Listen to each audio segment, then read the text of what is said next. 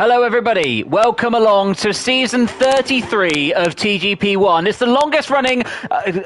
oh geez, I've messed this up already. It's a good start to the season. Well, welcome along everybody, and welcome to week number 1 of season 33 of TGP1. Normally in the podcast I can edit those bits out, but it's myself, Mike Noon, here on the commentary box tonight. I'm joined by the soft cop in the commentary box this evening, obviously a multiple time champion of TGP1. He's going to be giving us his words of wisdom as the drivers give their all for a new season in the series, and we all look forward to what I'm sure will be a very exciting season indeed.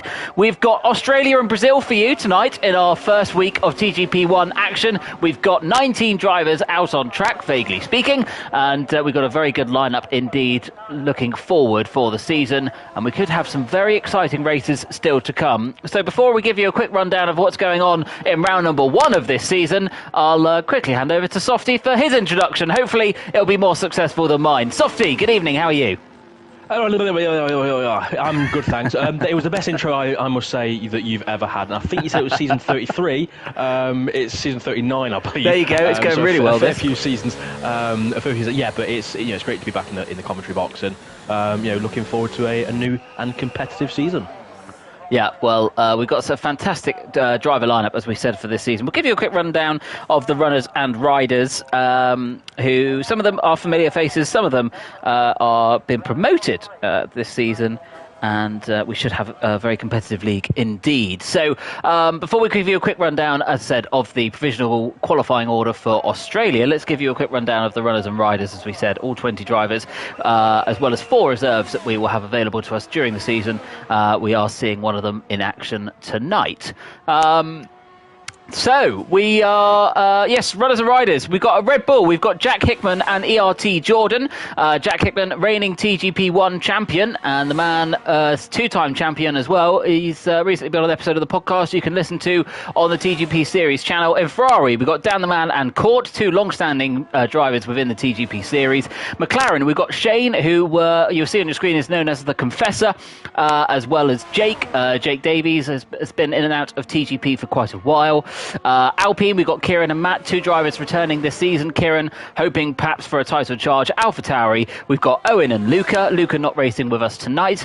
And then we've got at Williams, we've got Ryan and Jean. Ryan is, or as your screen, as VFR Glock, so someone to keep an eye out for. He will be pushing for the championship this season, you will have to admit. Aston Martin, we've got Cam, who's on your screen as NZL Cam, and Dom Smith, the reigning TGP2 champion, getting promoted this season. Mercedes, we've got Phil Bardwell and Jack Pearson. Alfa Romeo, we've got Aiden and Alastair, the 2 brothers competing once again in the same team. And finally in Haas, we've got CJH and Kong Hoffner. So we've got near enough 3 minutes left to go of this qualifying session. Let's give you a quick rundown of the provisional order. So our provisional pole sitter at the moment is the Confessor. 4/10, over 4/10 quicker at the moment than Dan the Man in P2 in the Ferrari. Jean then in P3. Our reigning TGP1 champion Jack Hickey in P4. 6/10 off of the best time so far. Alistair Bain P5. Phil Bardwell P6. Aidan Griffins, who we're watching at the moment, in P7. VFR Glock is in P8. Dom Smith is in 9th. CJH rounds out your top 10. Softy, anything you've been keeping an eye on so far in this qualifying session, as I've been giving our listeners a quick rundown of what to expect for this season, that you've noticed in qualifying that they ought to know? Yeah, I mean, the first 2 points is Matt Tibos and Dom Smith both crashing out. Matt Tibos at the exit of turn 1 and 2, and Dom Smith on the exit of the fast chicane. But one thing that I've noticed so far is, one of the title favourites, Kai, currently P16. New Zealand Cam in P19 and currently last with no time set. So they're going to want to improve quite drastically. And with the form that they showed last season, you'd think so.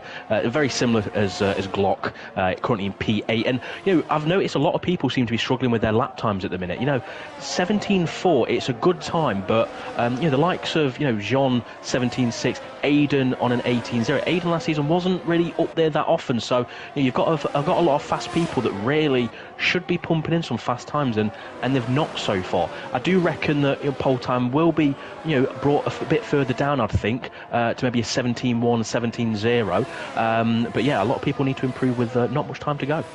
No, there's not much time to go at all. We're currently watching CJH, who's on a lap at the moment. He's found time in sector number 1. We've got the Confessor, who's about to start a lap. Your provisional pole sitter at the moment, Aidan Griffins, who's on his way back into the pits. Let's just see how CJH get on. As I said, finding a little bit of time through the first split. As we head towards the end of sector 2 now, he's found another 10th. This should mix him in perhaps around the sort of areas that he wouldn't be expecting, around the sort of 7th, 8th positions. Let's see what he does in the final sector as the Confessor has just started his flying lap, so we'll come to him very shortly indeed. John is also rounding the final couple of corners. He's just started his last lap as well. The Confessor's actually retired, so clearly not found any time in the first 2 corners, and he's not going to be going any quicker than 17.4.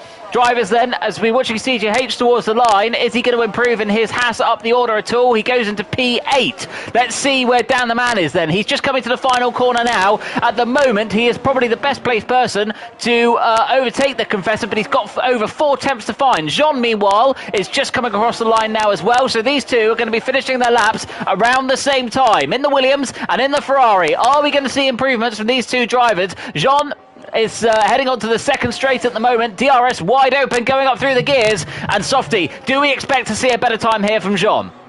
I would say so. Again, in practice, just a few minutes ago, he actually did a 17.3, which at the minute would put him on provisional pole. So Jean should be able to improve. But let's have a look. He's actually slightly down on his time by just under a tenth of a second at the minute, going in sector 2. So it's not working out quite yet, but there's another 2 sectors for Jean to potentially improve. So, but I don't think he'll be challenging pole unless he pulls out something magnificent in these final 2 sectors. Yeah, not sure what Dan's first split time was as well, just behind Jean, still not finding time in the second sector. Dan, meanwhile, has found a 10th. He has gone purple in that second sector, but is that going to be enough? Jean, meanwhile, heading down to the end of the back straight. He's got a Red Bull in front of him. That should be out the way enough, though, as he stamps on the power now. This really tricky right-hander. He's got to fly through this right-hander here, keep it committed as best he can. Now into this slightly quicker left-hander. Change for this game, of course. He's just got 1 corner to go. Is he going to find 4.5 tenths to put him on pole position? He only needs to find a couple of hundreds to put himself on the front row, and he does find himself on the front row temporarily. Dan the Man to the line now. He doesn't improve his position, he improves his time, but it's not good enough to get back onto the front row. And it seems as if the Confessor, even after that incident on his final flying lap, is going to find himself on pole position. He will find himself on pole position. The other runners and riders have either finished their laps or not improving. And it's just the start of the season that the McLaren driver would have wanted. Yeah, you can't start, any worse off if you're on pole. I know last season, the Confessor, he showed signs of brilliance, obviously, when he won his first and only TGP1 title a few seasons ago against me. He had that raw pace, so, since then he's turned his ABS off. Thank God for that, I'm just going to say that now. But, he's on pole position at the minute, so, it's just now down to him not to make any mistakes. We did see it quite a few times last season where he was in the fight for the wins, fight for the podiums, and, he would make a lot of mistakes. So, it's half the battle so far, but there's a long 25% battle coming up in a moment. Well, Softy, he's got nearly 4 tenths on the next best driver around a track that isn't particularly long. That's really quite a gap to have on such a short lap. I mean, that's quite a gauntlet to lay down in just round number 1, isn't it? It is, but again, qualifying's qualifying. As we saw many times last season, you'll get one person qualifying pole by a massive margin, but the race itself was very close. So, it's not, as long as John doesn't make any mistakes, and he's got the pace, he may be able to keep him honest and, pressure him into mistakes. Well, we shall but see. Let's give you then a rundown of the grid for round number 1 of the first race of this TGP1 season. The Confessor is on pole position. Jean in P2 with Dan the Man in P3. VFR Glock in P4. Our reigning TGP1 champion Jack Hickey is P5. Then in P6 we've got Alistair Bain out qualifying his brother Aidan in P7 with Phil Barswell in P8. Kieran is in P9 with Court rounding out the top 10. 2 Ferraris in the top 10. Good start for them. Then we've got CJH in P11. Dom Smith in P12. Col Hoffner 13th. 14th Magic Poop Cannon. 15th Lemon. 16th Jack. 17th Matt Tibos. Jordan 18th. And Cam in 19th. So, Softy, as the riders and runners get ready for the first race of the season, who do you think will be most disappointed with that qualifying session that we've just had?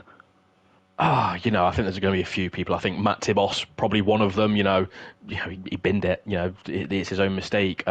Cam didn't even set a lap time, so I think he would also be a disappointment there. And I'd probably say, I think even Jean is probably quite disappointed because he knows that he can go quicker, and he did it literally just half an hour ago. So, even though he's P2, I think he'd be very disappointed in that lap time.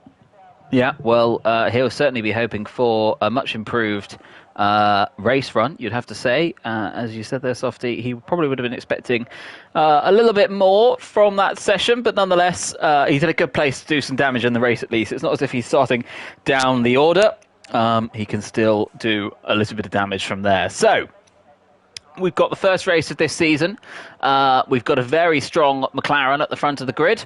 Let's see how everybody will get on in the first race of this TGP1 season on F1 2022. The lights are on and they're underway, and it's a good start for the McLaren at the front. Jean hasn't got away well, but we've got Kieran, who hasn't got away at all, further back, and we got a car spinning towards the wall, and that's Glock, one of the championship favourites, has found himself facing the wrong way already. Dan the man has got the jump on John, and as they head to run down to turn number 3, these two are side by side. We're watching on board with the reigning TGP1 champion Jack Hickey as we head towards turn number 3. He's got Aidan Griffiths beside him, but at the moment Jean has held on to P2 crucially for his race, with Dan the man third, Jack Hickey slotting into fourth after that terrible start for Glock, and an even worse start for Kieran, who didn't get going at all.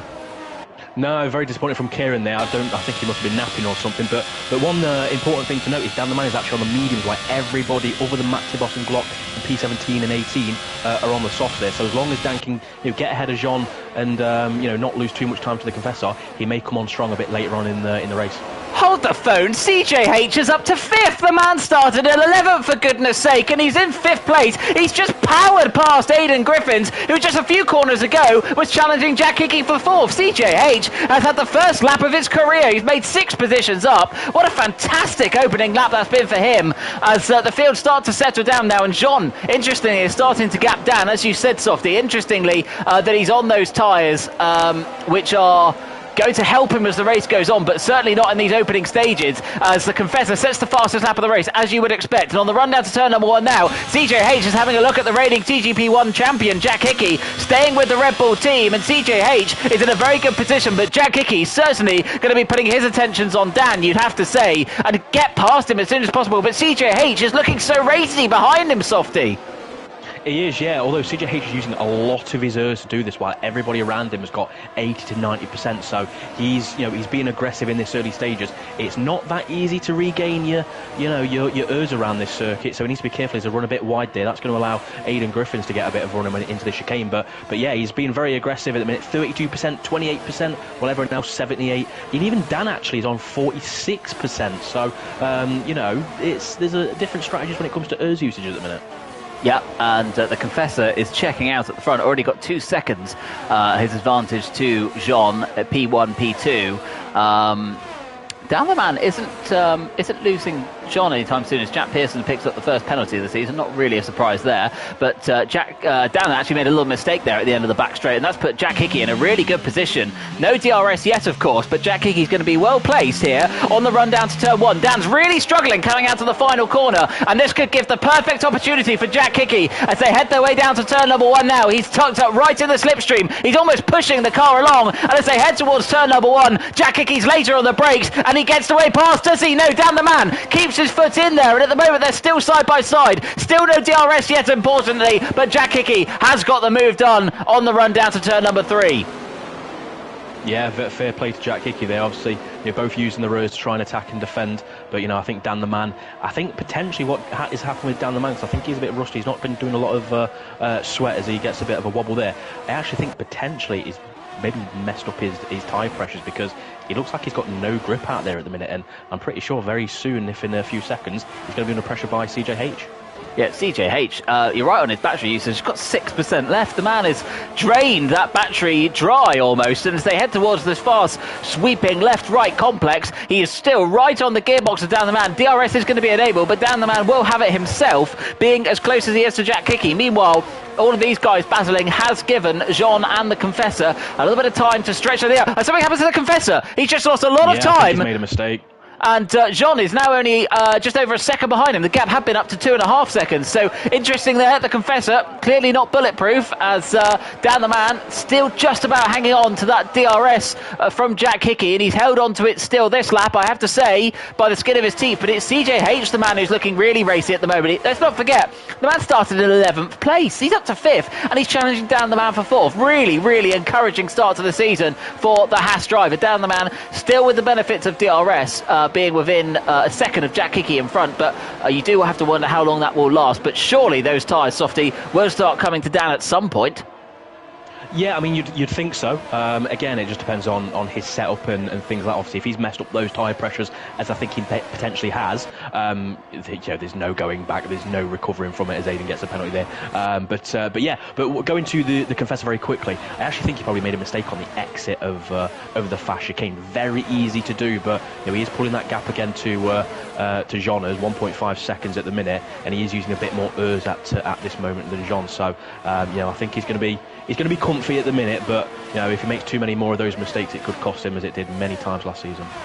Yeah, well, we will see how they get on. We've got a fantastic battle going on here for what is 4th place. Dan the Man has now just dipped out of DRS from Jack, and that could have been the worst time possible for him, because you would have thought around about this stage of the race is when we could be seeing the crossover to the mediums coming into their own, but he's not going to be in a position to challenge. Meanwhile, the Confessor... and Kong Hofner's spun at the last corner.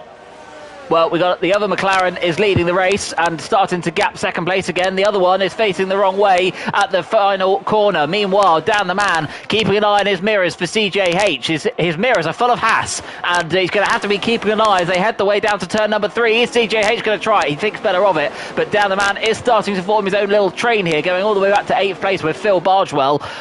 We've been focusing a lot of what's going on, obviously, a little bit further ahead, rather than focusing our attention too much further back, but we have got some good battles going on as well, involving Court and Dom. Court running his own little train, it must be said, from P9.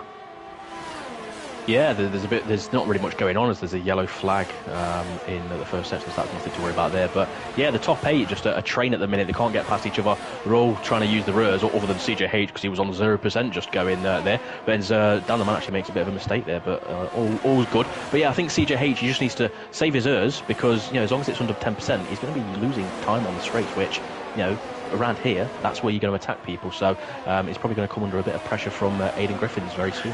Is the DRS helping him, though, in that regard, not having the ERS? Is he, therefore, to effect, balancing it out? Well, actually, we're going to see him pit. There we go, the first of our front runners to come into the pit. So he's taking a bit of a risk, it has to be said. Is this an early stop, Softy? It's about where you'd expect. Usually I think it's about sort of 7 or 8, so 6 you can get away with, to be honest. It's not too bad, but yeah, sort of going back to that strategy that he was doing using all of his ERS, the DRS naturally will keep you in it a bit more. It's not as strong as previous games, but it will help. But still, if you're just not gonna, you need to play your card right with your ERS, because if you don't, you're still just going to be struggling to get past people. The ERS is probably the most important thing, even more than your DRS at the minute. So that's the overtaking opportunity, is using your ERS. We've got another yellow flag out. I think we've got Wet Lemons who's had a spin. Yep. Yes, he has. He's lost his front wing as well. Just the yellow flag. Worth noting, anyone watching, no safety car running tonight. Thanks to some ongoing issues with the safety car. Phil Bardwell, meanwhile, Softy, getting a bit racy with Alistair Bain. We've got a former TGP2 champion against TGP veteran. And as they head down towards the end of the back straight, it's still as they were. This battle is helping Aiden Griffiths keep his attentions very much going forward rather than focusing behind. Are we going to see any of the front runners pit? Yes, we are. We've got the top 2 in the pits, and they will be both hoping for a very clean stop, it must be said, as Alistair Bain also chooses now to pit. Jack Hickey is also coming to the pits, which will leave Dan the Man as your race leader. Yeah, a few people in the pits naturally. All the soft runners that are going on to the mediums. You'd expect that, to be honest. No, nothing there. But are they going to come out in traffic? Is the Confessor going to come out in traffic? Matt Tibos is ahead of him, but only just so. No, it's not too bad. I think the Confessor's just thinking, well, you know what? As long as I come out ahead and don't make any mistakes, I should be good. I think he's definitely got the measure of Jean on pace, but he just needs to make sure that he overtakes these back markers, or not even back markers, but drivers that are left to pit cleanly. Matt Tibos normally is very clean, so I don't think we'll have too much to worry about with that. Well, let's have a quick word on Matt Tibos, shall we, Softy? Jumped to a couple of seasons ago, the man was fighting for championships. He's a TGP1 champion in his own right. But really struggling on this game. Is that purely just because of the cars, do you reckon, that aren't suiting him? Or is there something maybe a little bit more to it, do you think? What do you reckon the situation with Matt is? I don't think it's the cars, because he sort of struggled on the last game also. He's shown on the last game and this game, he's shown, in qualifying, laps of brilliance where he's up there and stuff. But I don't know. I don't know whether it's just a case of, the setups, the cars, even on the last game, the cars as well, the handling. It could be so many things. One thing I potentially think it is, and I think I said it in my podcast with yourself, as we see a few more cars peeling into the pits a bit later on. But yeah, I think it's a case of, I don't think he's doing as many leagues, so he's probably not playing the game as much competitively. And if you're doing sort of 4 or 5 leagues, you're sort of in that groove quite easily, and I just don't think he's in that groove at the minute, or in the past few seasons.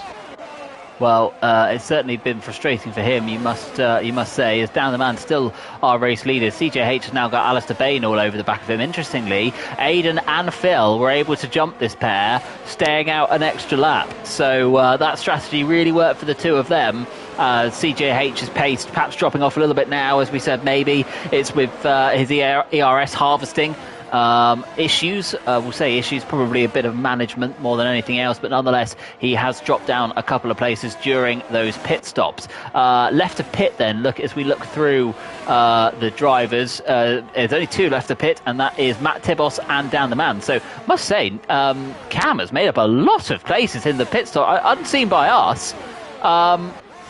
Yeah, the man has done very well, I have to say. Yeah, he has. I think he's been on those laps for 4 laps it shows at the minute, opposed to the people around him or just in front of him. So he is been on them a bit longer, so he's probably got them up to temperature. I think Tyway around here is not amazing. It's not horrendous or good either. I think it's about in the middle. So I do reckon the people behind him will close that gap, because those tyres 4-lap difference compared to the people behind him. That is still quite a lot, so we'll see. I think he'll put up a good defence, but it's we'll have to see where he finishes and how well he defends. Well, we will see indeed. Meanwhile, someone who is defending at the moment, CJH, got a rampant Scotsman all over his back, and his Haas has got Alfa Romeo all over his Haas. And as they head the way down through the towards the end of Sector 1, he's really struggling, outbraked himself there at the end of Turn 3. Alistair Bain not quite close enough at the moment to do anything about it. Meanwhile, Dan the Man is still your race leader, still yet to pit. He's got the Confessor, who is closing in on him at the moment, as Kong Hoffman has picked up a penalty. Jean, 2.3 seconds back. Matt Tibos still yet to pit as well, running in the top 4. Jack Hickey, P5. He has pitted. He'll be keeping his eye on Dan the Man, trying to make sure that he can, when Dan pits, he's still ahead of him to claim a podium place, which he might not have been expecting. Meanwhile, Alistair Bain will be expecting to make his way past CJH, and at the end of the back straight, he sends it up the inside, gets it stopped well, but CJH is there to cut back underneath him. They're going to run side by side through the fast left-hander, are they? No, they don't, but they both run a little bit wide, and that now presents an opportunity to Court, does it? No, not quite. He thinks better of it, and as they make their way now through the penultimate corner and the final corner, they're still as they are. Dan the Man, meanwhile, has pitted, as well as Matt Tibos, and he's come out behind Cam and Jack Hickey. Meanwhile, back to this battle on the way down to turn number 1, and Alistair Bain has got the better of CJH finally, and that leaves a good opportunity now for Cord as they head their way down to turn number 3. Cord with the DRS. CJH doesn't have it, only one detection point. CJH pushes him to the inside. Cord's late on the brakes. He just about avoids Alistair and keeps it going. Meanwhile, Kieran has retired from the race. His awful start to the season has gone from bad to worse. Yeah, unfortunate for Kieran there, one of the title favourites last season. I think he ended up finishing 3rd in the end after some abysmal final races there, as we've got Kong Hoffner also retiring. So unfortunate for those 2 drivers there, but yeah, unfortunate for them. But in the end, it's the first race of the season. Why risk everything? Just play it safe. Yeah, well, we shall but see, of course, how the race develops. But nonetheless, at the moment, he is dropping like a stone a little bit, CJH. And Court can now turn his attention to Alistair. Both of these two pitted at the same time. It's going to be interesting to see, actually, just looking at the timing screen, Softy, I hadn't realised, but Cam's charge is still going. He's now all over the back of Jack Hickman, believe it or not. Are we going to see the Aston Martin driver claim yet another place? I don't know. I think the past few laps he's probably been about that distance away, but he's only on 5% ERS while Jack Hickey's on 54. So I think Jack Hickey's just playing it safe, using his ERS as and when he needs to, knowing that he's probably got slightly fresher tyres as well than New Zealand Cam. So and I think Jack Hickey knows. Look, there's 5.7 seconds ahead. There's not really much of a risk of pushing too hard. He knows that this is his fight. So I think he's focused on defending at the right times. Yep. Intriguing battle still to come for these two. Meanwhile, the top two have run away a little bit, the Confessor and Jean. 3 seconds the gap between the two of them. So Confessor has got a penalty margin in hand should it come to that. Meanwhile, Dan the Man has closed up on these two very quickly on the soft tyres for the last few laps, and he'll be looking to do some business on the two drivers in front of him. But it's as they were as we get to the end of Sector 2, start of Sector 3. Jack Hickey, reigning TGP1 champion, P3. Cam in P4, Dan the Man in P5. Yeah, and I'd just like to point out as well, I've just had a look on the race director. The Confessor is 3.4 seconds ahead, but he is one warning away from a penalty. Jack Hickey is also one warning away from a penalty. So those two need to be very careful not to make a single mistake for the last 3 laps of this race, because it could potentially cost them. Yep, it certainly could. As we head on to the main straight, once again then, we've got Jack Hickey, as they were, Jack Hickey third, Cam fourth, Dan the Man fifth. Dan the Man is going to be so desperate to get past these two because he's got good pace and will probably be thinking he could go after Jean as well. Dan the Man then on the RS, and is he going to make a move on the way down into turn number 3? Thinks about it, he gets his nose almost alongside the Aston Martin driver, but a bit of a half-hearted move. They're not going to help Dan. He needs to be decisive in these if he's going to make up the ground. Yeah, he is. He's got the same amount of ERS as Jack Hickey ahead, so I think New Zealand Cam won't put up too much of a fight in the sense of he can't because he's got no ERS, so he's going to get him right here around the outside, nice and easy. There's nothing really Cam can do, so and he's got on those fresher tyres as well, and I think he might even get Jack Hickey potentially. He thinks about it, but he goes to the outside, so no, I think he's going to wait, and Jack Hickey does stay defensive. Yeah, he goes semi-defensive. This could really cost Jack Hickey as they head onto the back straight now. Dan has used a lot of his ERS, and he's going to try and go the long way around. Jack Hickey, I don't think is defending this one too much, and at the end of the back straight in one lap, Dan the Man has gone from P5 to P3. Yeah, fair play to him. He's using his ERS. He might have used it all, but he's got those fresh tyres to sort of compensate for the lack of ERS there. So we may see Dan the Man start pulling away quite comfortably. Yeah, well, as we head now onto the main straight, we've now got Dan the Man, as we said, P3. Jack Hickey now chasing him up in P4, and Cam still stuck behind that Red Bull driver. Will Cam have been studying how Dan did it in the hope that he can get past the Red Bull driver himself? Meanwhile, at the front, Jean has closed the gap a little bit to the Confessor. Gap now just 2.2 seconds. Yeah, I think he must have made a mistake yet again, in a league of his own, really. But yeah, I think the last lap it was about 3.5 seconds, as I think I mentioned. So he's lost, just over a second on that last lap. So, this is what I mean. He's making mistakes. Obviously, at the minute, he's, whatever those mistakes are, he's not binned it at least. But he's showing that he is very prone to mistakes, even when he's out in the lead comfortably winning.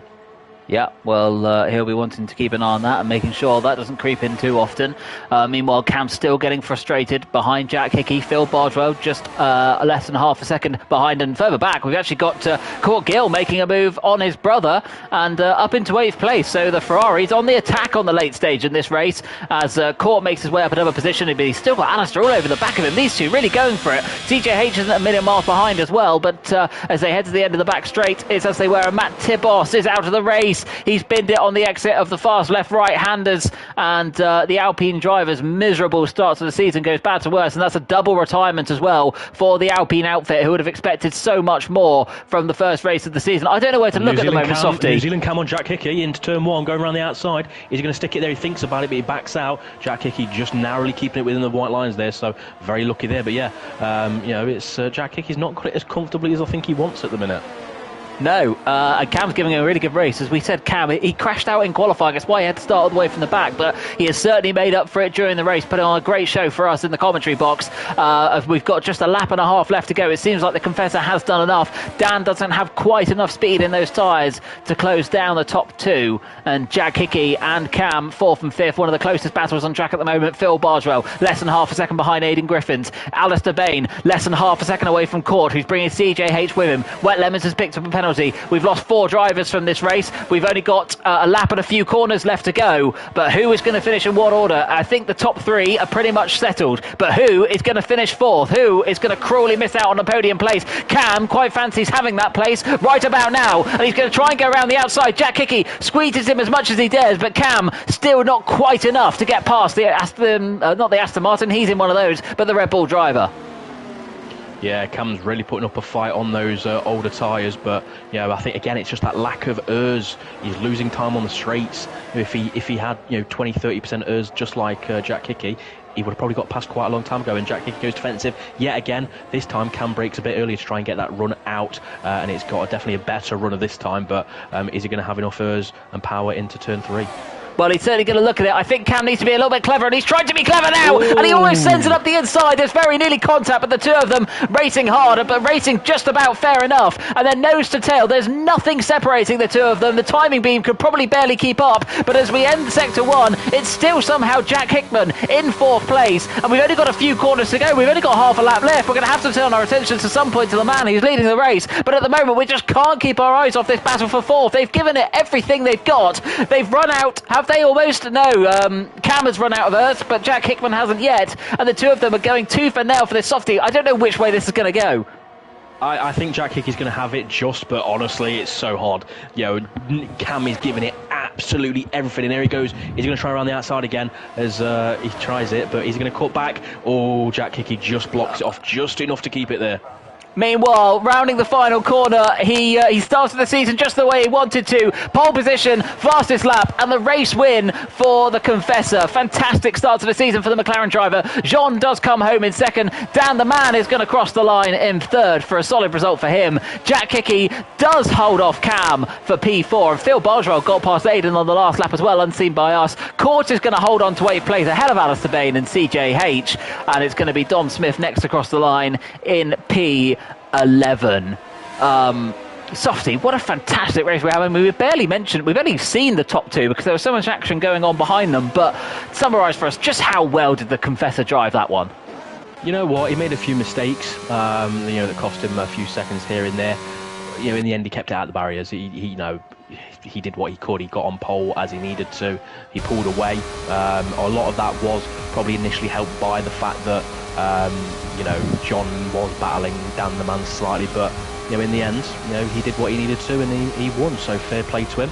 On to Brazil next. So it's just a case of whether he can keep that momentum up. It is a long season after all. And no surprise to see that New Zealand Cam got driver of the day. Very good drive from the Aston Martin driver, you have to say. Very good drive from all of the drivers. Really good rating for the opening round of this TGP1 season. Isn't that nice to see? And it's also nice to see the Confessor back on the top step of the podium. He took a couple of wins last season, but couldn't quite string together a form to take the title in the end. But he's certainly looking that way as we move into this season. As the trophy goes aloft, the mechanics, that's whatever his face is there, looking quite happy, and they're all very happy. They've finished in the top 3, and we have certainly got a good season set in front of us. And you'll be sticking around, as right up next we've got round number 2, Brazil. Yeah, it was very good. It was a very good race, I must admit. I think, the one disappointing thing is, and I'm not too sure what happened, I don't know if you saw it, I think you definitely saw it more than me, Mike.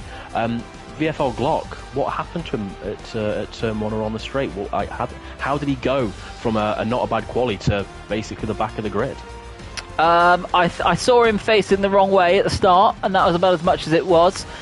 He did put a comment on the stream to say something I can't repeat on the stream. But he wasn't too happy about it. But anyway, let's give you a rundown of our classified order. So, as we said, in first, the Confessor. 2nd place goes to Jean. 3rd place, Dan the man. 4th was Jack Hickey, with Cam finishing P5 after starting 19th. Phil Bardwell is 6th. Aidan Griffiths in 7th. Court in 8th. Alistair Bain 9th. And rounding out the top 10 was CJH in the Haas. I don't really know what happened to Glock. I saw him facing the wrong way on the not long after the start. And so obviously I'm presuming there was some contact, but I don't know who with and how it came about. I've got to say, but we've had Jean-Luc Taylor join the party. So, John, thank you for joining us. Just talk us through a little bit how you found the race, and were you perhaps disappointed not to have taken the win?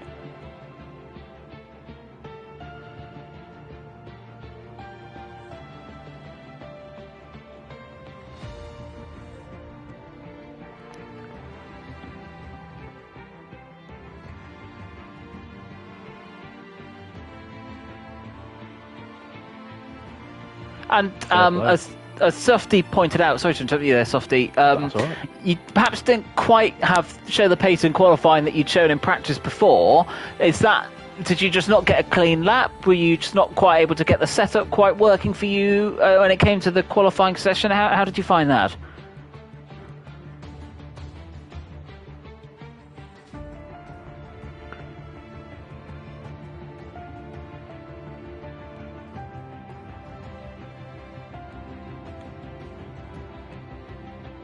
Oh, I don't know. Dom did say afterwards, never mind. So I'm not too sure if you can or can't. If you can't, if obviously the viewers can't, Jean says he loved it. He loved finishing second. He didn't want to win or anything like that. No, but he did say that he was a bit disappointed.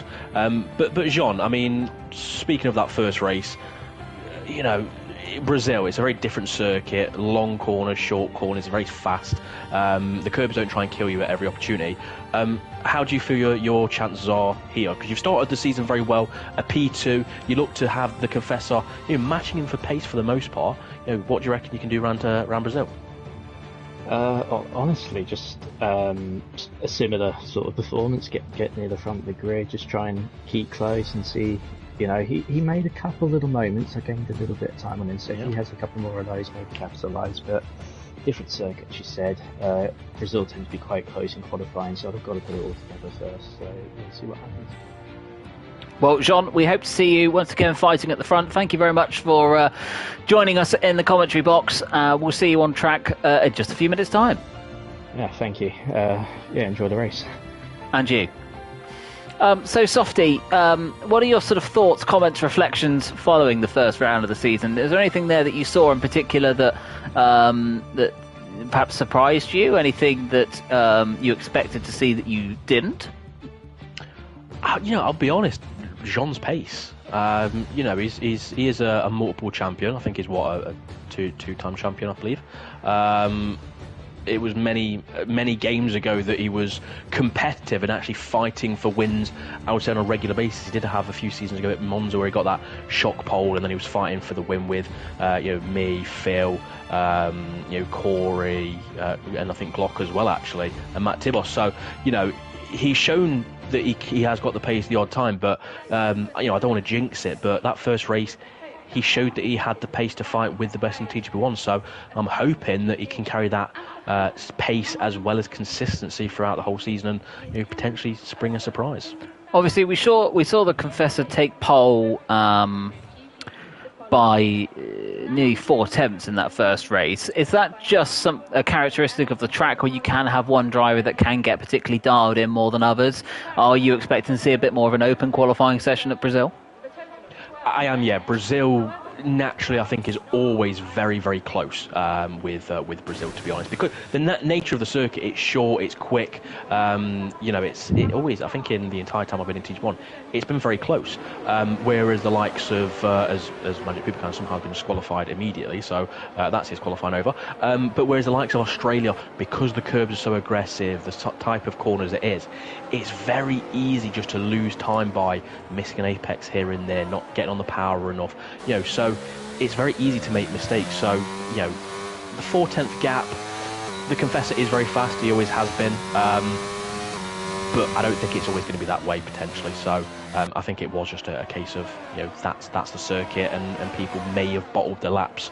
As I mentioned, Jean, was able to do a 17.3 in practice, so he only did a 17.7, 17.8, so he was a fair way off his personal best. And who do you who do you expect to be seeing at the top in this race? Do you expect it to be the same drivers again? Or do you think there's going to be a few different faces that are going to be up there at the top? Because, let's not forget, VFR Glock didn't exactly have the best qualifying session himself around Australia.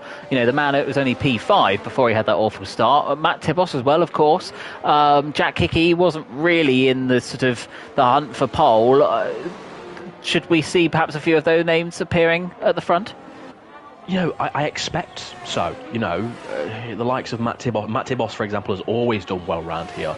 I remember a few seasons ago he disconnected after getting pole, and I ended up winning that race because of it. Otherwise I wouldn't have won it. But Matt Tibos does well round here. The Confessor does well round here. A lot of drivers that didn't do well in Australia seem to do well around here. The only downside with this circuit, as I mentioned, it's very close to qualifying normally. So, you need to be absolutely on it, or you could potentially find yourself, rather than first, you could find yourself in 6th or 7th place. And speaking of the top guys, the Confessor made a bit of a mistake there on his lap, so that may cost him a bit of time. But yeah, I don't really know who's going to do well, but you'd think the normal people, the Confessor, potentially Jean, New Zealand Cam, Glock, as we've just seen in 8.4, should all be at the top where they belong, as Jean beats it on in 8.1.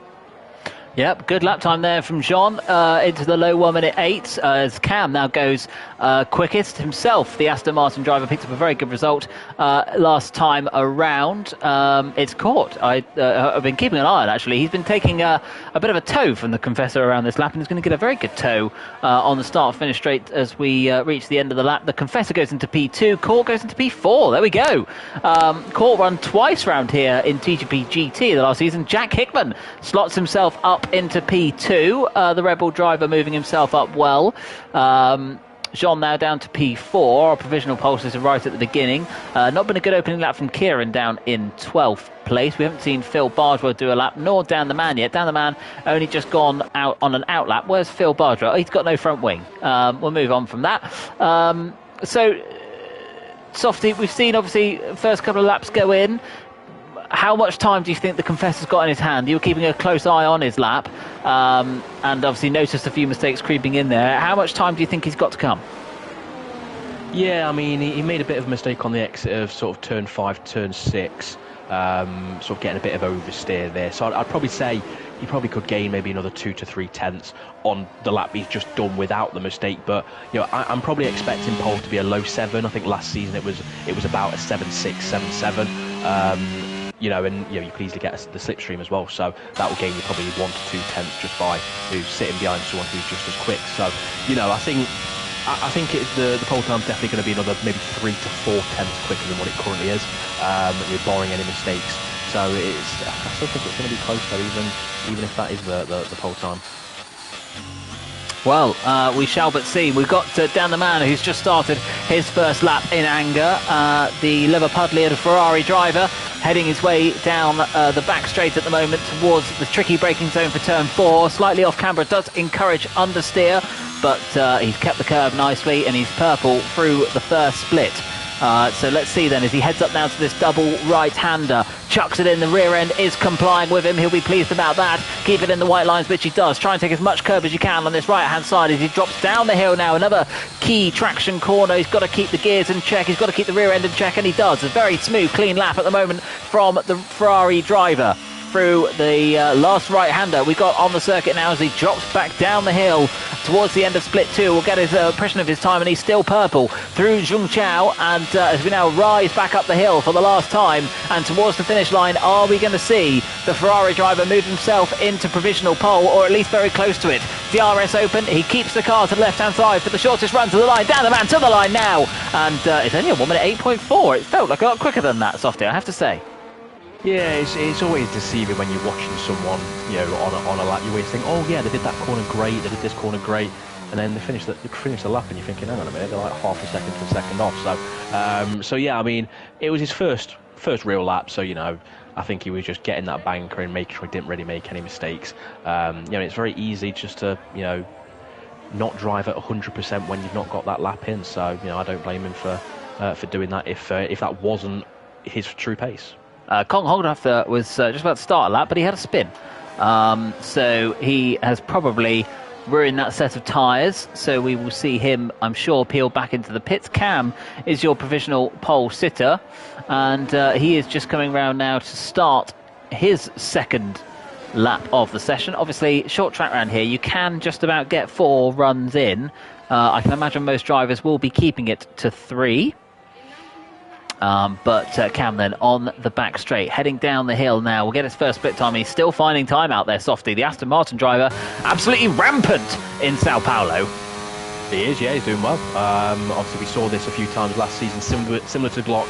We saw a few sort of bit races and qualifying. He's actually spun there, very easy to do up at the top of the hill there. You know, as it goes over the crest, the rear gets very light. But you know, he's showing that pace. He may have made that mistake there, but you know, he's doing what he can, and he's currently two tenths quicker than P2. So you know, he just needs to make sure that he doesn't bin it, and you know, he can keep this form into the race. Yep, as we're now watching Jack Hickey as he works his way through the middle sector. The Red Bull driver, can he improve on his time? At the moment, 2 tenths off pole. He was in P2. VFR Glocks now put himself in P2. He'll be much more pleased with that, will the Williams driver. Dropping down the hill now, Jack Hickey, the end of the second sector. He is 400ths of a second up on his personal best. That's not good enough at the moment to put himself on the front row, but can he find any time on the what is effectively just a straight line, flat out section that is the final sector, really trying to minimise the run to the line. He does find time, but only a couple of hundredths to move himself closer to the provisional pole sitter that is Cam. We've got an Alfa Romeo spinning in front of Jack Hickey, but at the moment Jack Hickey stays P3. And we've got Jean now starting a lap. This is the good thing about having a short lap as we do around Brazil, is we get drivers posting times all across the board, so we get to keep ourselves entertained, and Softy and I can stay focused on the action going on as Jean then finds a tenth of a second in the first sector, and according to our timing screen, is purple through that first sector. So Softy, talk us through the lap from Jean. Yeah, so going up the hill, hitting that right-hand curve. Very careful, though, at the top, as we saw with Cam. You want to try and brake as late as you can to this right-hander. Take all the curb. He slightly misses the apex. And actually, on this left-hander here, take all of the curb. You know, it doesn't spin you or anything like that. Into this next corner, I just don't know which corner numbers are these days with this circuit. There's just too many. Gets on the curb on the left-hand side. You can do that. I tend to avoid it, and it's very easy to spin and you know, ruin your lap in these last few corners. Takes a bit of curb. Very easy to rotate the car when you do that. And now you want to keep to the left-hand side. Ride all this curb on the left just to shorten the line. He actually keeps it wide, and then just keep it on this white line on the left as well on the green. But again, he's a bit more on the middle ground. So is he going to improve? It is half a tenth quicker. He didn't improve on his position, but you know, in the end it was an improvement on his time, so he wants to get back in and get a new set of boots. And as if by magic, we've now got another driver who's about to start a lap. This time it's the Confessor, the man who's had a 100% record so far this season in TGP1. He's had 100% of the poles, 100% of the wins, and 100% of the fastest laps. So I'm sure he'll be looking to keep that 100% record on all factors going into round number 2. And at the end of the first sector, he's found a little bit of time, but not coming up as the fastest overall so far, Softy. So the McLaren driver still with a bit of work to do as the lap continues. It is, yeah. We want to see what his middle sector time is, because again, he did lose it just as he went into that middle sector to begin with. Takes a few stabs into this right-hander, ride all the curb on the left, but a bit of understeer there. Try and short shift to get that traction back. Be very careful on the exit of here. Very easy to spin, as mentioned. He keeps it a bit tighter and gets on the power a bit earlier. Uses the curb on the left. Can use the curb on the right, but always be careful. And is he going to avoid it or go all over it? There he is, all over this curb. Very easy to spin at that final corner, if you really want to call it that. And he keeps it far more tight to the left than John did. And I probably reckon this will be the provisional pole if he didn't make any further mistakes. And there we go, a 7.6. So, you know, I was about right, three tenths here and there from that mistake. And yeah, provisional pole. Goodness me, I mean, here's 4.5 tenths alone up in the middle sector. Just sublime lap there from the Confessor. But Cam is finding time. Just behind him, he's finding 8 hundredths of a second at the moment on his current lap. 8 tenths would be quite impressive. 8 hundredths is impressive enough, and is on the run to the line. The Aston Martin driver, he's invalidated. Oh goodness me. And it would have been quicker. That is so It would have been quicker. He didn't need to do it. Softy, he didn't need to do it. Unlucky. It's so easy to do though because the lines aren't exactly straight or perfectly curved. So I've done that many times myself, but he knows that he can do it. He knows that he can do it. So he just needs to get back and get a new set of tyres on and just absolutely hammer it because he gained a fair amount of time compared to previously. So I think he'll be angry with himself as he nearly spins it there, to be honest. But yeah, he knows he can do it, so he just needs to hope that he nails this next lap as well. Well, we shall see. He's going to be gutted with that one. I'm gutted for him. It really did seem he put a lot of effort into that middle sector to find the 800s that he did. Gutting. As we move into the final 5 minutes then of this qualifying session, most drivers on their way back to the pits, it seems. We've got Alistair Bain actually on a flying lap at the moment, so let's keep an eye on how the Alfa Romeo driver gets on. I think he's about a tenth up on his first sector time, so he is improving at the minute as Alistair Bain. Good to see then from the Alfa Romeo driver as he gets to the end of split 2. We'll get an idea of his time, finding 2 temps at the moment. That will move him up a couple of places, but not yet into the top 10. He needs about 3 temps to do that to move ahead of Matt Tibos, who at the moment I don't actually think has set a time on the soft tyres. Alistair Bain then up to the line he comes and he goes P9. He found a little bit more time in the final split and that does move him well inside the top 10 for now. We've got the Confessor. Is he on he's on an outlap, I believe. So we're about to see another run, are we, from the... He's just pounding around on that same set of tyres, it seems, Softy. I mean, you can do it because obviously you do get the tyre temperature a lot more on that second lap, and I don't think tyre wear is particularly bad round here, so you probably can get away with it. But I tend to find that I always want to save as much of my tyres as possible, just so I got it in the race there. But yeah, tyre temperatures on this game are a massive deal, especially with the carcass back on. So you can get away with running a second lap. Well, we'll see if he improves. It looks like he was running a little bit wide. This first sector was more or less on par with what he'd be expecting to do, so clearly it's not been affecting him too much so far. We'll get a second sector time from him in a minute. Most of the other runners and riders currently sat in their garages waiting to... He nearly half spun there going down that hill into the penultimate corner, so that's ruined his lap again, so I think he'll be in this pit in a minute. Bit of a warning sign there for the McLaren driver as we do now see him peel into the pits. We've got Cam who's on an outlap. We've got Jean who's on an outlap. The man who's further around though, Softy, is Cam. He's got 1 lap, maybe 2, as you said, with the tyre temperatures as they are. Can he do it? I mean, on that last lap, he proved that he can. It's just, he did all the hard work and then that last little bit of concentration, slightly crossing that white line, very easy to do so. Can he do it? Yes. Is he going to do it? It's entirely down to him on whether he nails his final runs. Well, let's find out then. Through turn number 2 he goes, round the long turn 3 now. This long left-hander, keep it to the inside, shorten your run. Down to turn number 4, he's got a bit of traffic on the left-hand side. That will keep nicely out the way for him. The maximum velocity he can get to, but he's lost a couple of hundredths in split number 1. Nice and tidy through turn number 4. Through 5 he goes, and now running up the hill towards this double right-hander of 6 and 7. Full commitment he needs. He's running to the highest revs that he can. No spin this time, please, Cam, and he gets away with it. Through turn number 8 now, up into 3rd gear, drops down to 2nd, tries to keep the revs high, goes short-sifts back into 3rd gear, and as we head towards this last right-hander on the track, this is the one that's so easy to lose time, but he just about keeps it where he wants to. Stamps on the power now for one more braking zone of this lap. We're going to get his second sector time as he comes through now, but he's not finding any time. This is not the magic lap that we saw last time, and he spun, and he gets this the last corner, and it's all gone wrong for the Aston Martin driver, and surely that's going to be qualifying over for him. Yeah, and here comes Jean into the final corner, so I don't know if Jean's improving at the minute, but yeah, Cam sort of made the mistake at the first corner. He got in a bit too hot, which affected his exit onto that little mini DRS straight, but here comes Jean at the minute. Is Jean going to improve? Currently P5 on an 8.0, and he improves to P4 on a 7.7, so 3/10 improvement there, but it was only, 1 to 2 places, well, one place that he gained. Yep, VFR Glock is on an outlap currently.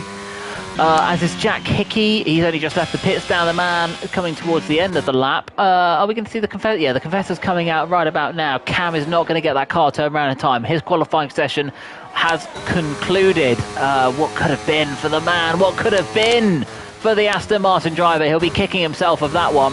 VFR Glock then, he's now started a lap time. The Williams driver makes his way through the centre S and onto the back straight. And are we going to see the Williams driver make any improvement on what is currently P3? Well, I mean, he's got the pace. He's 2 and a bit tenths up, so he's definitely doing it at the minute, and that will be provisional pole. So it's just a case of whether he can keep this up in the middle sector. Very easy to make mistakes and lock up in this middle sector. I think VFL Glock is, however, still using ABS, so it's just the understeer that he's going to have to deal with. Nice through there, riding all that curb on the inside. You want to get all the way up to the grass, short shifting this left-hander. Bit of traffic, but they do get out of the way. This right-hander, very easy to spin it, as I keep mentioning, and this left-hander obviously the Confessor nearly do multiple times, and here we go then. He has lost a bit of time. He is a tenth and a half, just over a tenth and a half up. It looks like a nice exit, so he's done all the hard work now. Stay to the left-hand side, ride all this curb to minimise that run, and don't do what Cam did, for the love of God. And is this going to be enough? It may be, it may not. Oh, and it is a 7.5. There it is. Provisional pole for VFR Glock. That is almost exactly the same time as what Cam nearly set before his time was disallowed. The Confessor then, he has just started his lap, and Softy, he found a bit of time in sector 1. Half a tenth nearly in that first sector, so we'll see if the Confessor can improve. He has a lot of pace. We've got a car on the right hand side, but that is nothing. And the Confessor, a bit of understeer there, running slightly wide, but you can normally get a better exit by doing that if you really nail it. So is the Confessor going to improve? I reckon he will be. Is it going to be pole though? That is another story. So here we go. What is it? And he's up by 2 tenths. So unless he makes no mistakes now, I think this will be once again another pole position for the Confessor. And I would say at the minute, the title favourite. Yeah, well, the provisional pole has been swinging one way to the next. The Confessor crosses the line, surely to take pole. Yes, he does, by a tenth and a half. The McLaren driver puts himself back at the summit of the order. Jack Hickey is not going to improve. His lap time has been invalidated. Down the man, meanwhile, though, Softy, he's still got some time in him. Yeah, he's just under a tenth and a half, and he's got a bit of a slow car in front of him, which is going to give him that DRS and that slipstream, so that will help. And I think that I don't know which car that is, to be honest. It's one of them. I think it was VFR Glock actually. So is Dan the Man going to improve it? It's only one place, but one place is better than no places. Yep, he was in P3 at the start of the Australian Grand Prix. It's going to be P7 in this one for the Ferrari driver. He would have expected and hoped to have been a bit higher than that, but I'm sure he'll take it rather than a kick in the teeth. But once again, Softy, the Confessor just pulls it out of the bag when he needs to. And in the end, that tenth and a half gap, really quite considerable. That was quicker than Cam's time we saw, which was invalidated. So yeah, he had that one covered in the end, but he left it a little bit longer than he did in Australia. No, absolutely. I think the Confessor, did, again, as I said in the previous session, did what he needed to do. He did leave it a little longer, but you can sort of tell when you know and you've got the confidence to know, right, I know I can go 2 to 3 tenths quicker than what this person has. You don't really feel the pressure as much because well, I know I can do it, so I don't care what the other drivers do.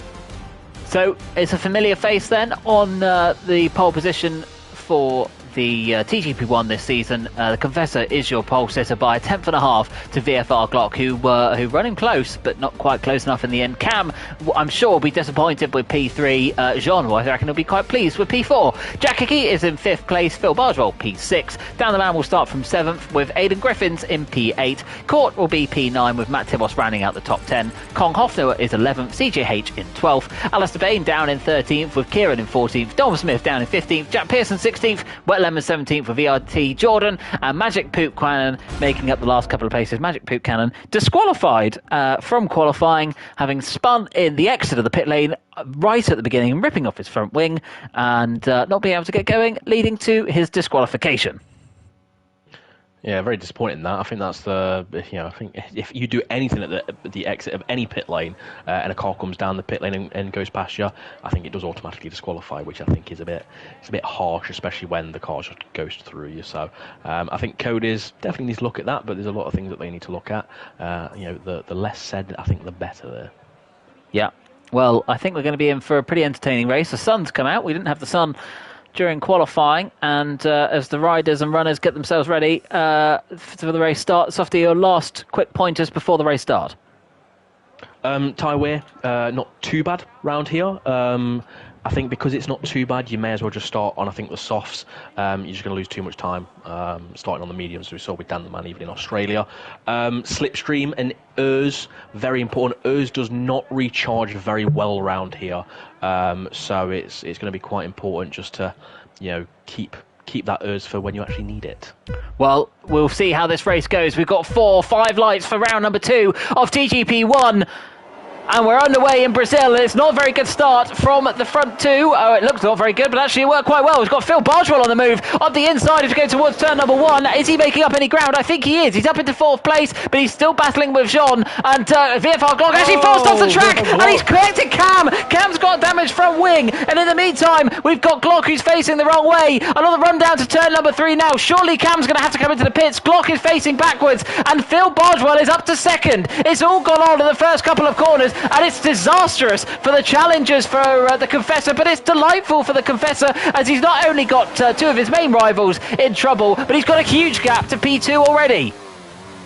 Yeah, I think it's unfortunate. I think what happened is the Confessor sort of got a bit of a bad exit, while Glock actually got a better exit from turn 2. Glock was round the outside. I think it was fair that he was there. Sort of got pushed onto the curb, and that then meant that he had, while getting on the power, got a bit of a wiggle on, and we see the results of that, unfortunately. Yeah, so that's disastrous for us in the commentary box, as that's taken away one of the interesting things that would have happened. And meanwhile, we've got the other McLaren spinning round now. So while one McLaren is in the lead of the race, the other one is facing backwards. Matt Tibos also had a disastrous opening lap. He's down in 17th, as Cam does indeed have to pit. So a real disastrous first lap for him. Phil Bargewell finds himself in P2 with his old nemesis, Jack Hickman, right behind him. It should be reversed, really. Phil Bargewell is more Jack Hickman's nemesis than the other way around. Every time Jack and Phil find themselves on tracks like this together, it normally ends in contact. So you never know, we might find John in P2 any second now. Yeah, potentially, in the Confessor on the medium tyres. So I think Jack Hickey will want to dispatch Phil Bargewell pretty quick and get up to the Confessor. But unusual that he has started on the mediums, because especially with how hard it is to pull away, you're starting on that slower tyre. So it is especially on the starts as well. It's not exactly a short run into turn 1, and it nearly, very easy, that into the Glock. It could have took them both out. So the Confessor playing a risky game there, but does have a 1.4 second lead at present. Yep, and we're on board then with Jack Hickman using a bit of ERS. Quite fancies getting past Phil Bargewell sooner rather than later, as you said. The Confessor on the medium tyres, and Phil Bargewell doesn't make it very difficult for Jack Hickman, and Jack Hickman moves up into P2 now. The reigning TGP1 champion finds his way back into 2nd place, but Phil Bargewell still only just behind, and with DRS being introduced this lap, we'll have DRS on the run down to turn number 4, but you would imagine he's not going to attack too much. Oh, and I think there's been an incident with Matt Tibos and VFR Glock at the back. Into turn 1, they're both off the circuit, and at this point, and VFR Glock has just rage quit into the barriers. So again, not good from VFR Glock there. He did this a lot last season, was in good places, and then got into incidents and stuff like that. So I don't like to see people rage quitting, even when things don't go your way. So VFR Glock, please stop that. You've got a lot of pace, but sometimes it just doesn't work out. Well, it's a shame for us. Glock was looking very quick in qualifying, and he's not very happy with how things have gone. Disappointment for him. Cam also obviously down towards the back of the grid, as is Alistair Bain as well. So not very good and first lap for him. Sorry. Dom has spun sadly in the final corner, so that's him down to P15 now. He was, I think, up to about P11. Well, not a very good afternoon for the Aston Martin drivers, it have to be said. Meanwhile, back at the front, the Confessor's got 1.5 second gap over reigning TGP1 champion Jack Hickey. Meanwhile, Jean is now turning his attentions to Phil Bargewell and is going to be hoping to get past the Mercedes driver pretty swiftly. And are we now looking at the main challengers for the Confessor fighting amongst themselves as Cam sets the fastest lap of the race further back? And Jean very close to the back of Phil Bardwell. He's going to want to watch that front wing. We know Phil Bardwell has some form. But Softy, how disappointed would you be if you were Cam right now? You know, you were sort of collected in an instant on lap 1. You looked really quick in qualifying, and now you find yourself penultimate in the running order, miles away from where you should be in the race. I would be, to put it mildly, I'd be very annoyed, to be honest. It's always one of those things where, you know, you do everything you can, you do well, you get caught in someone else's incident, which has happened multiple times. Means here comes Jean as we're speaking about that, so that's Jean into P3 there. But yeah, it's always very frustrating when you get caught up in someone else's incident. You know, he did everything he could in qualifying. Okay, yeah, granted, he at the wrong place, wrong time sort of thing. But you know, there's never a positive fault for a driver when that sort of thing happens. So yeah, you just. And here goes Dan the Man. Sorry to interrupt you there, Softy. Okay. I'm interrupting the question I asked you, but Dan the Man has made his move on Phil Bardwell. Phil Bardwell dropping like a heavy thing, and now finds himself behind one of the Ferraris, and he's soon going to have the other Ferrari for company, you would have thought. As Dan the Man on the medium tyres as well, repeating the strategy that he used in Australia to his advantage to get a P3 finish, finds himself up into P4. Yeah, obviously both Ferraris having a good race. Dan the Man is once again on those medium tyres, so he thinks he's going to go. He loves that strategy quite clearly, and Court actually doing very well. P6, I think he Court had a few races last season where he did very well. So, you know, I think he's a bit of a dark horse, it seems, at certain circuits, and yeah, well, fair play to him. Well, there we go. So the driver's now completing lap 5, starting lap 6. Let's give you a quick rundown of the order as we've just seen Kai drop into the pits. So the Confessor, your race leader, Jack Hickey in P2 with Jean running in P3. Dan the Man P4 on the same strategy as the Confessor at the front of the field. Phil Bardwell P5 and Court P6. CJH in P7 also on the medium tyres. And then we've got a big gap back to Aidan Griffin, who is in P8. Jack Pearson P9. Wet Lemons rounding out the top 10. And that, just in case anyone is confused, that was not Jean ghosting through Jean. That was Jean coasting through VFR Glock's car, with Glock having left the race a couple of laps ago after an eventful opening couple of laps to the race. So we're sort of seeing the field spread out a little bit now. The Confessor's got a 2.5 second gap to Jack Hickey, with Jack Hickey himself then having the best part of 2.5 seconds back to Jean. But once again, we're seeing one of these trains forming, Softy. So has this game, has this era of cars, we now see Jean typically peel into the pits, but has this game and the cars that we've got for it created more of a scenario where we do end up seeing trains a little bit more, these DRS trains? I don't think it's the car. It's definitely the game again. DRS is a lot less powerful. I'd say it's mainly useless. So we see Wet Lemons getting overtaken by ERT Jordan into turn 1 there. But meanwhile, sorry, Jack Hickey spun. Oh, Jack Hickey has spun, and I was watching Phil Bardwell and Court going tooth and nail. Well, out of shot. Jack Hickey has spun. He's dropped down to 8th place. Disaster for him. He hasn't pitted yet either, and he might have just squandered the podium. The reigning TGP1 champion is not having a night to remember, and now finds himself down in 8th place. And surely we're going to see him come into the pit because those tyres must be cooked. I would say so. I mean, the pit window is around now anyway. Because the tyre weigh is not that bad, it tends to want you to be on those mediums a lot longer for it. But yeah, the pit windows are usually about laps 7 to 9 around here. But yeah, I'm not too sure what happened. I don't know if it was contact. It doesn't look like he's got damage, or it's just a case of he got on the curb and spun. But Jack Hickey as Phil and Court both pit now as well, who will still come out ahead of Jack Hickey. But a disaster for him there. Yeah, it's not gone very well at all, has it? Unfortunately for the Red Bull driver, and as we said, surely we'll see him come to the pits as we do. Phil Bardwell and Dan the Man, as they were.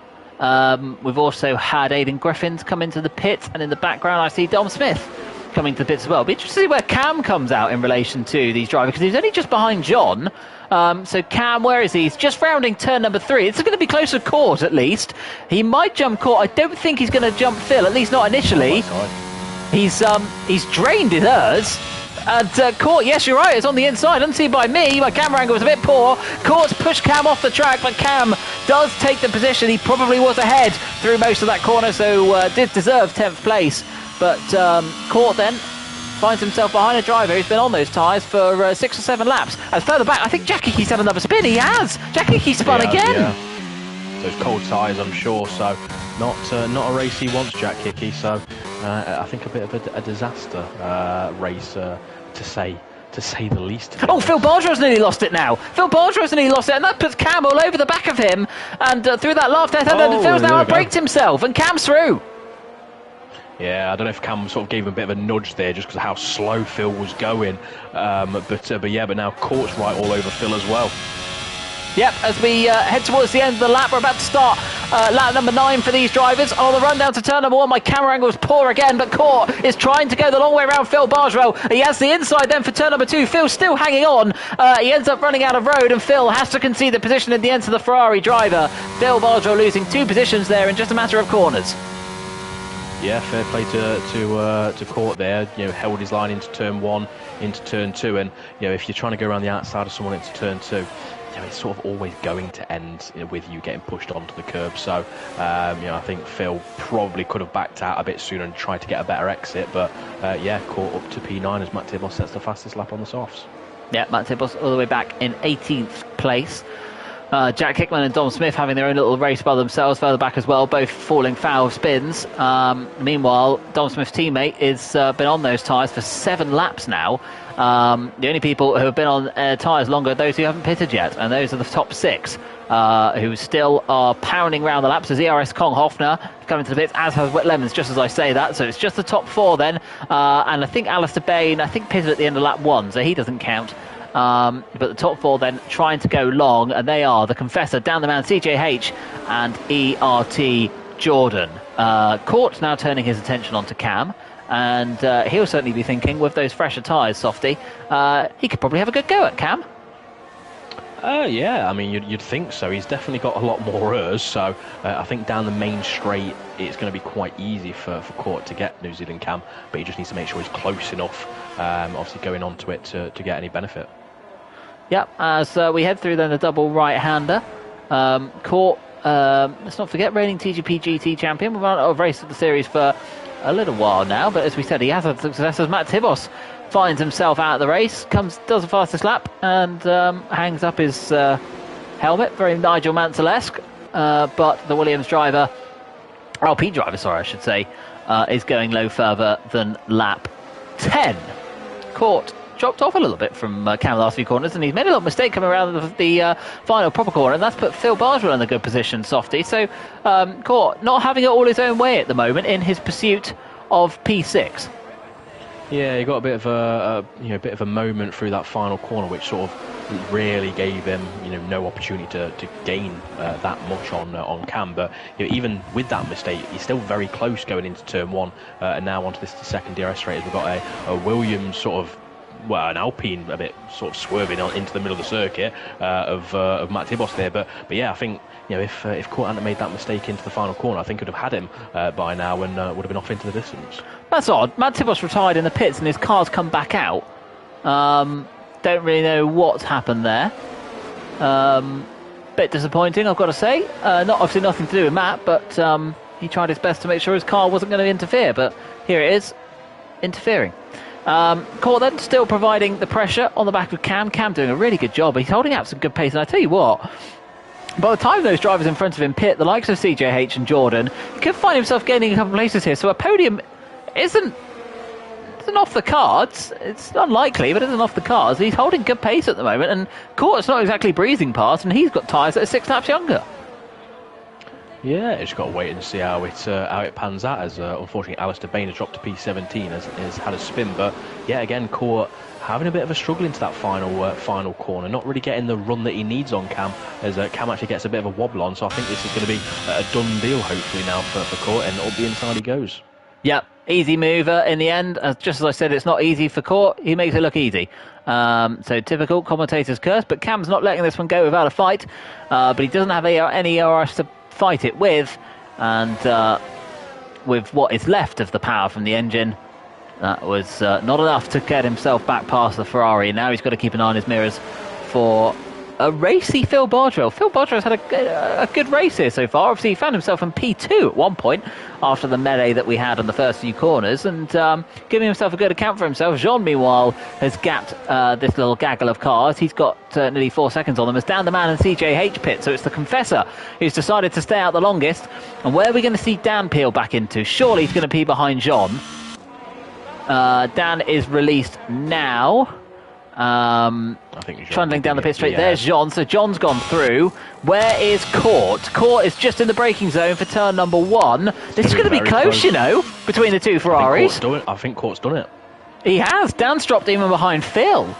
So I thought Dan was going to be pretty safe ahead of these guys, but it turns out he didn't have that advantage. So the Confessor, I think the Confessor will be safe from Jean, won't he?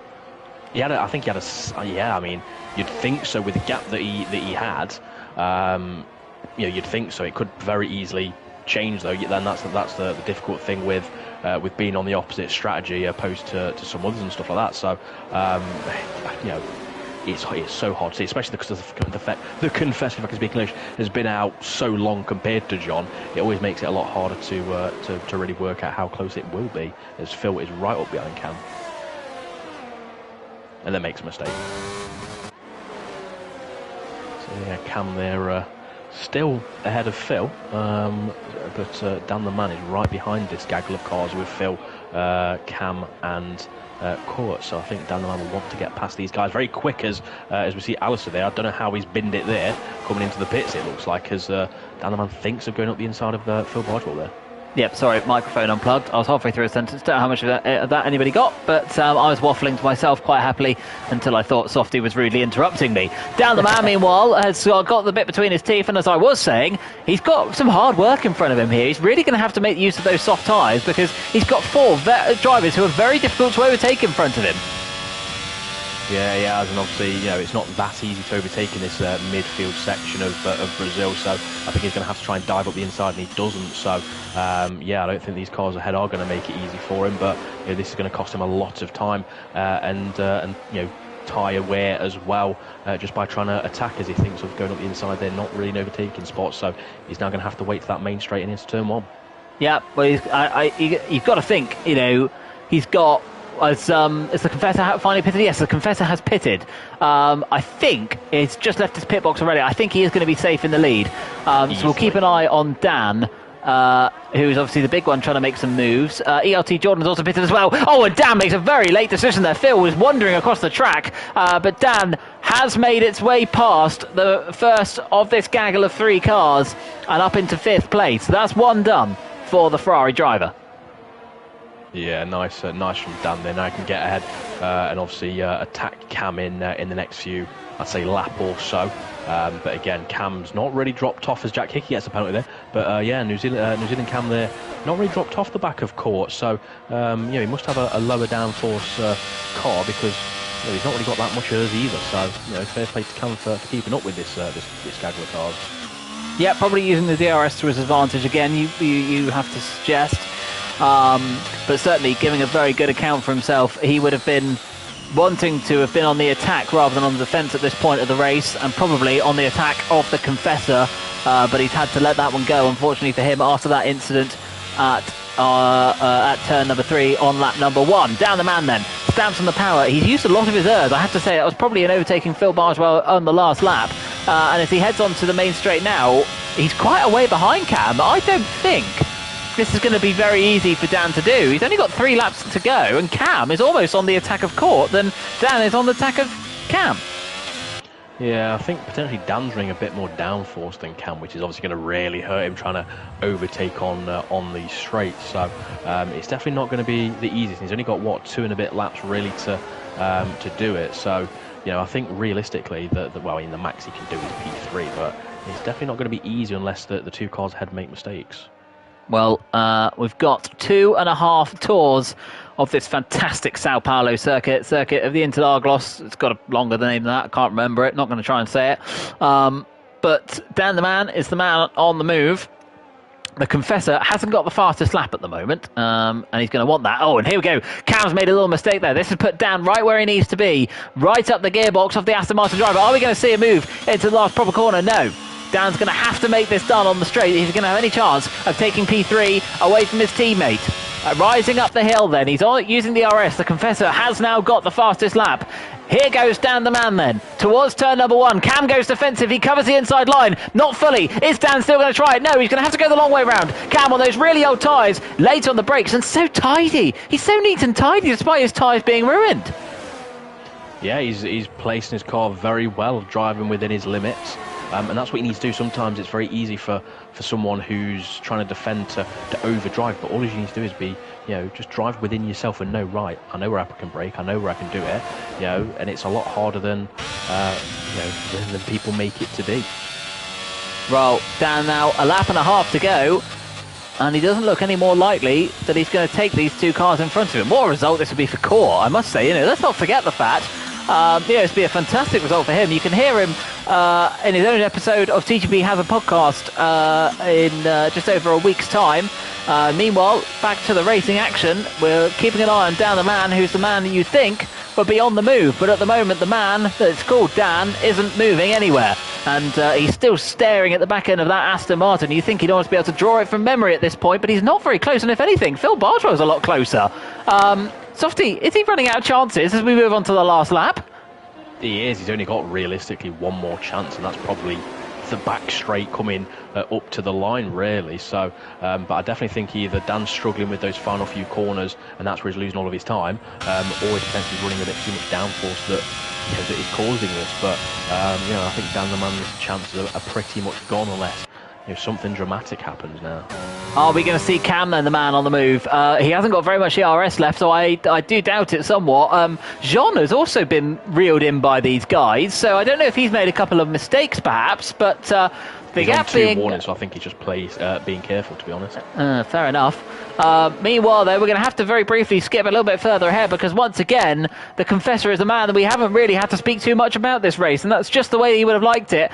And he is, after all, going to keep his 100% streak going this season in TGP1. 100% pole positions, 100% fastest laps, and now 100% race wins. The Confessor crosses the line before anybody else to take yet another race victory. Jean is going to come across the line to finish P2, and it's Court who's going to finish P3. Fantastic result for the Ferrari driver, and once again it's a McLaren, a Williams and a Ferrari, but this time a different Ferrari on the podium.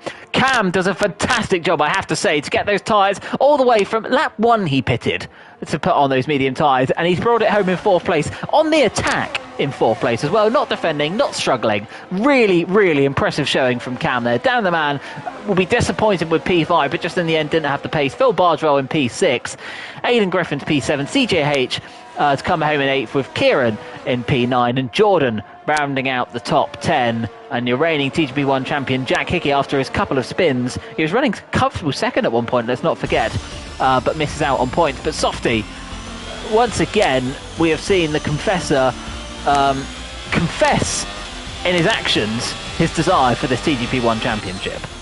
Yeah, he's doing well. He's doing everything he can, everything he needs to. Don't get me wrong, he has been helped quite a lot by the people that really should be fighting him, getting into incidents, having poor qualifyings and things like that. So you'd expect the likes of Jack Hickey, New Zealand Cam, VFR Glock to they have the pace. They are the fastest drivers in this league, but they're not doing anything at the minute. It's Jean really that's his closest competitor. So it's down to them to do something, and they're not doing it at the minute.